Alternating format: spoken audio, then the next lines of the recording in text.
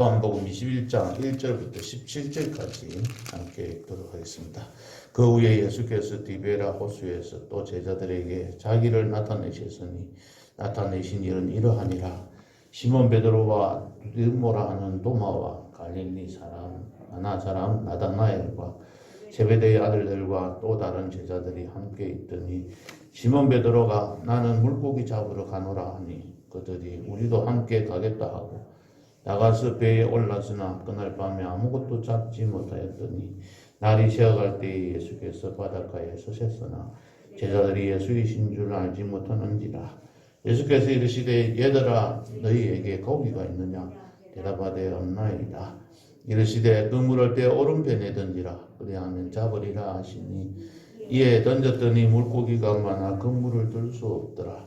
예수께서 사랑하시는 그 제자가 베드로에게 이르되 주님이시라 하니 시몬 베드로가 벗고 있다가 주님이라 하는 말을 듣고 겉옷을 두른 후에 바다로 뛰어내리더라.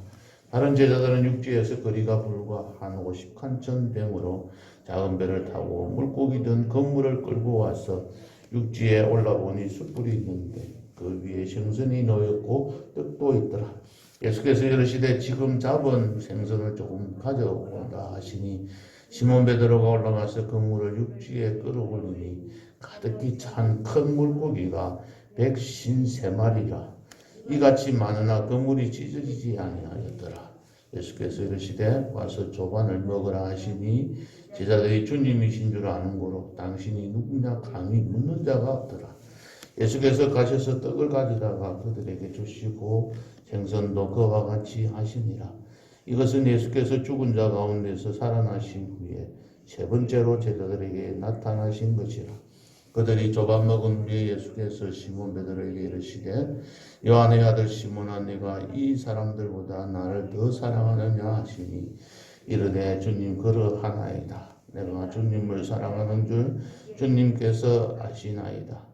이르시되 내 어린 양을 먹이라 하시고 또 두 번째 이르시되 요한의 아들 시몬아 내가 나를 사랑하느냐 하시니 이르되 주님 그러하나이다. 내가 주님을 사랑하는 줄 주님께서 아시나이다. 이르시되 내 양을 치라 하시고 세 번째 이르시되 요한의 아들 시몬아 내가 나를 사랑하느냐 하시니 주께서 세 번째 네가 나를 사랑하느냐 하심으로 베드로가 근심하여 이르되 주님 모든 것을 아시오매 내가 주님을 사랑하는 줄 주님께서 아시나이다. 예수께서 이르시되 내 양을 먹이라. 아멘. 지난 4월 첫째 주일에 부활주일을 지났습니다. 부활하신 주님을 찬양하면서 주님을 감사하면서 우리가 예배를 드렸습니다. 예수님께서는 부활하신 후에 요한복음에 나온 것으로 보면 부활하신 예수님은 맨 먼저 막달라 마리아에게 나타나셨습니다. 그리고 10명의 제자들, 도마를 제외한 10명의 제자들에게 나타나셔서 너희에게 평강이 있을지어다 라고 하시면서 자신의 손과 옆구리를 보여주셨습니다.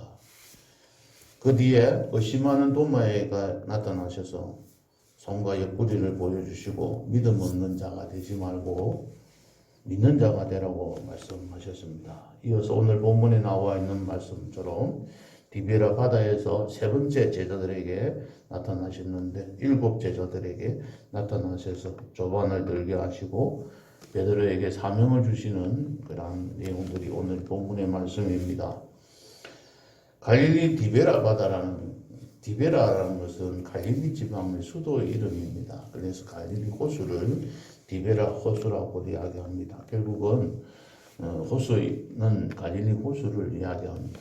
우리가 앞에 부산 앞바다도 또 이야기도 하고 해운대 바다라고 이야기도 하고 또 송정 앞바다라고 이야기하는 것처럼 똑같은 바다를 두고 그 지명에 따라서 부르는 이름이 조금씩 다르다고 보면 됩니다.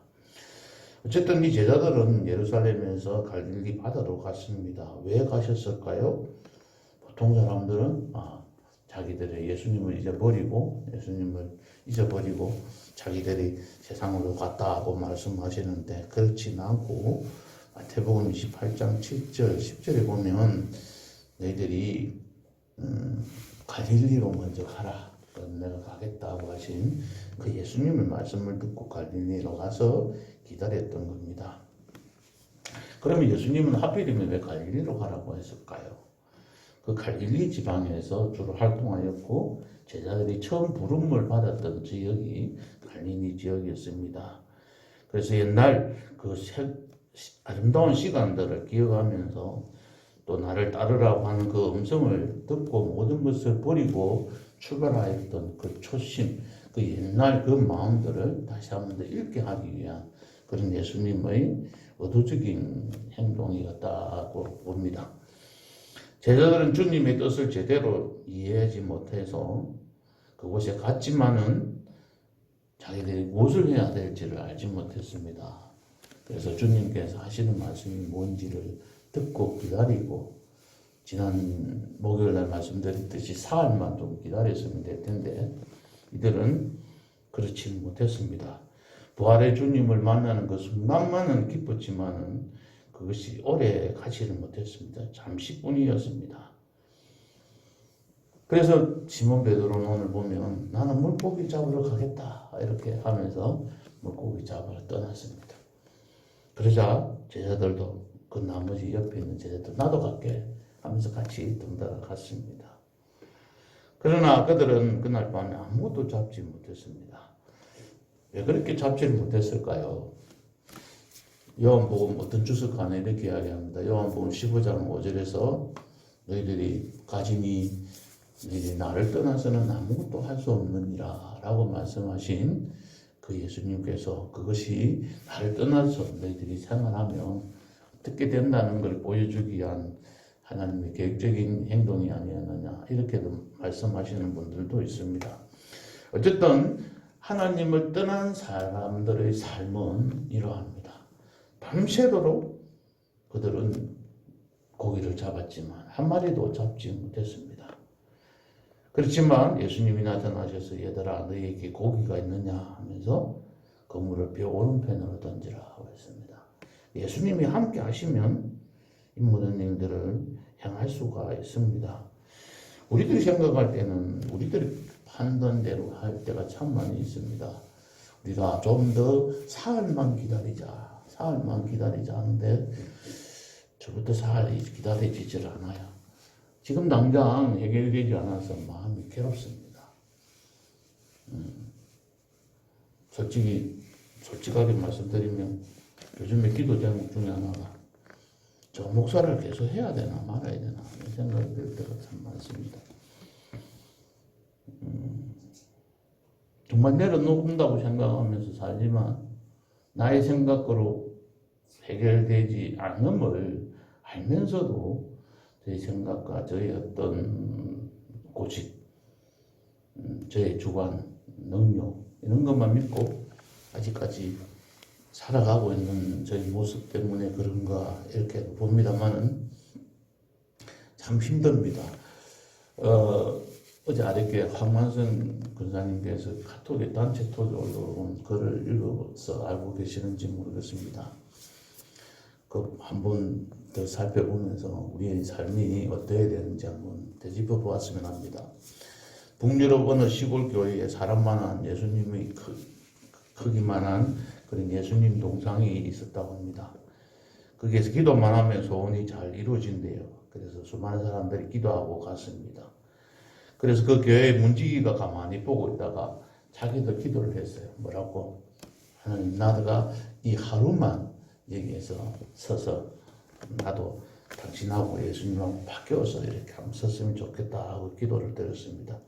그래서 진짜로 음성이 들려왔습니다. 네가 하도 소원을 말하니까 진짜 딱 하루만 네 자리하고 바꾸겠다.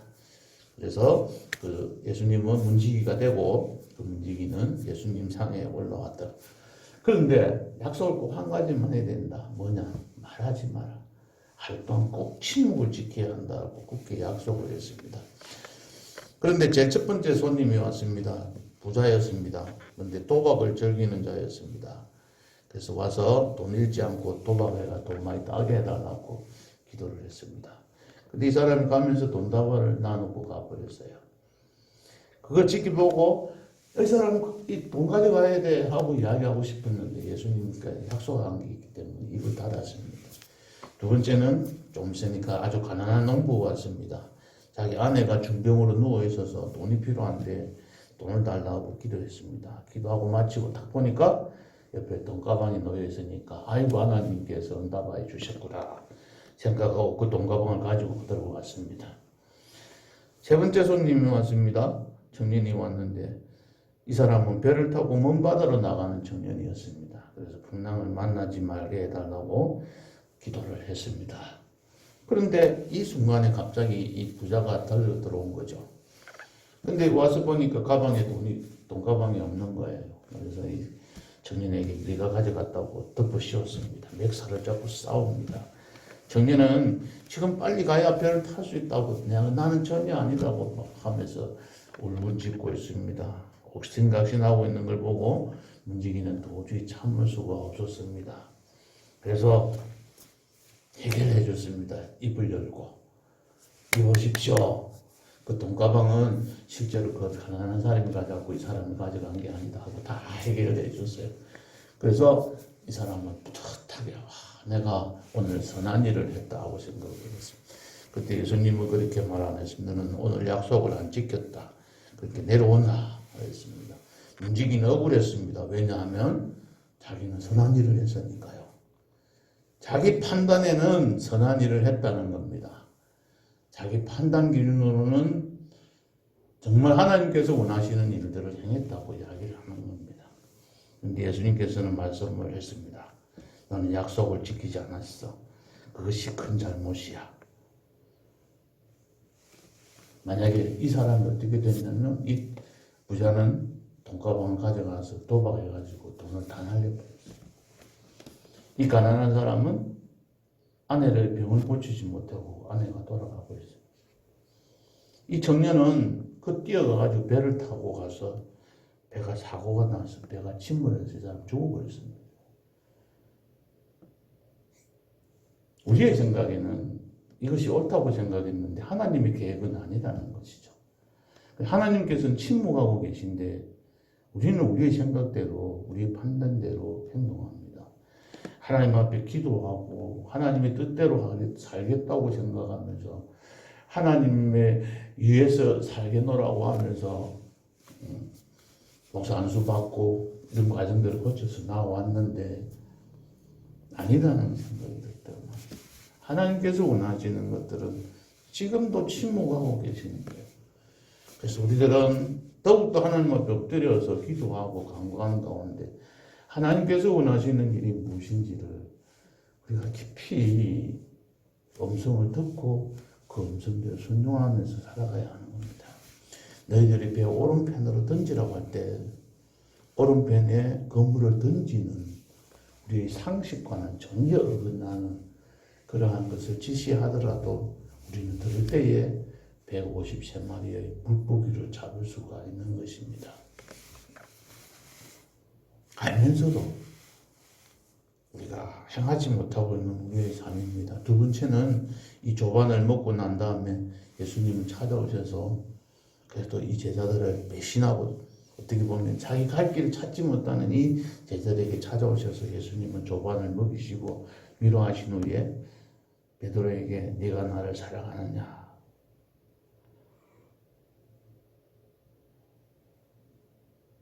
이 사람들보다 나를 더 사랑하느냐? 이 말은 이 사람들보다라고도 해석을 할 수 있고요. 이것들보다도 이렇게 해석을 할 수도 있습니다. 요한의 아들 시몬아 네가 나를 사랑하느냐? 예, 주님 그러합니다. 내가 주님을 사랑하는 줄 주님께서 아시나이다. 그래서 예수님께서 베드로에게 내 양을 치라. 내 양을 먹이라 하고 있습니다. 조금씩 다릅니다. 그런데 주석을 찾아보니까 저도 설교를 여러 가지 많이 들어봤는데 다 뭐 아가페 사랑이고 필레오 사랑이라고 이렇게 이야기하는데 그런 것보다는 세 번 계속해서 반복해서 내가 양을 치는 일에 주의 일을 하는 일에 주님 앞에서 주님의 백성으로 하나님의 백성으로서 살아가는 일에 가장 중요한 일은 하나님 예수님을 사랑하는 일이라는 겁니다. 사랑하지 않으면 이 일을 할 수 없다는 것을 강조하기 위해서 3번이나 물어보셨다는 겁니다. 말씀을 믿겠습니다. 내가 나를 사랑하느냐라는 질문은 시제가 현재행이라고 합니다. 예수님께서 베드로에게 확인하기를 원하시는 것은 바로 지금 이 순간 네가 나를 사랑하느냐는 것입니다.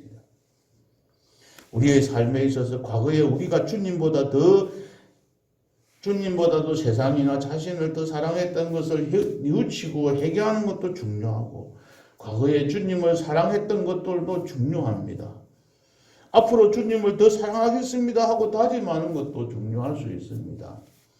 그러나 하나님께서 원하시는 것은 지금 이 순간, 우리가 이 일을 하고 있는 이 순간순간에 주님을 내 마음의 중심으로부터 진실되게 사랑하는 마음을 가지고 사랑하는 자답게 사는 일이 더 중요하다는 것을 말씀하시는 겁니다. 예수님은 지금도 우리를 향해서, 나를 향해서 질문하고 계십니다. 다른 제자들보다 나를 더 사랑하느냐?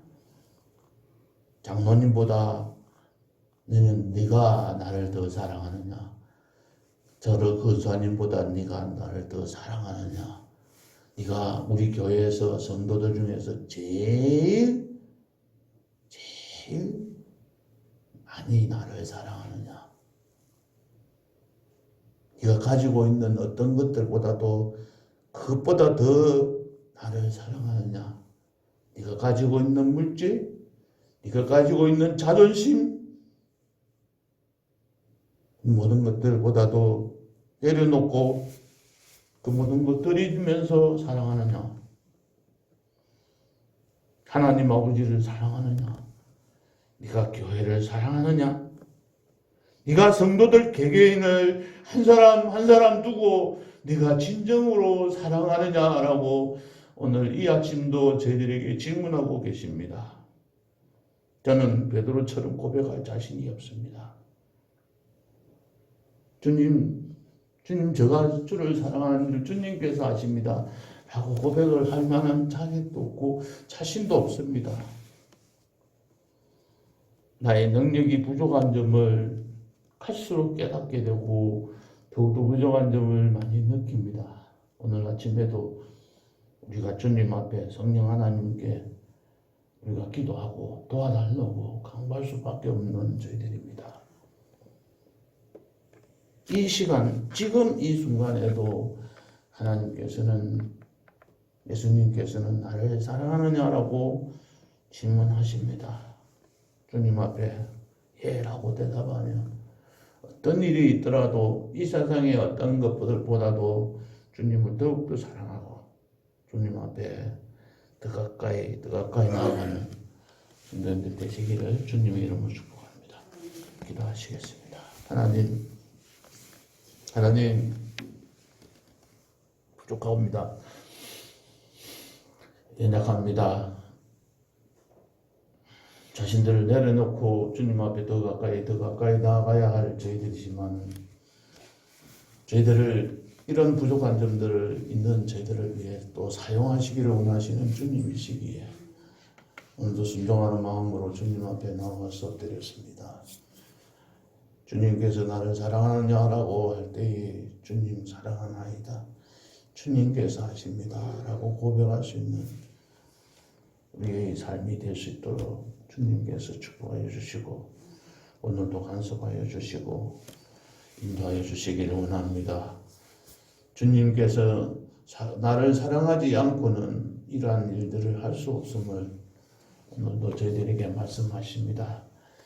우리 성도님들 각자가 하고 있는 일들을 그 속에서 주님을 사랑하며 그곳에 있는 우리 가족을 사랑하며 내 직장 동료들을 사랑하며 나의 이웃을 사랑하는 우리의 삶이 될 수 있도록 하나님 도와주시고 진정으로 사랑하는 자로서 모든 행동들을 하고 실천하고 나의 인품을 나타내고 말도 하고 행동을 옮기는 그런 삶이 될 수 있도록 축복하여 주시옵소서. 예수님의 이름으로 기도하옵나이다. 아멘.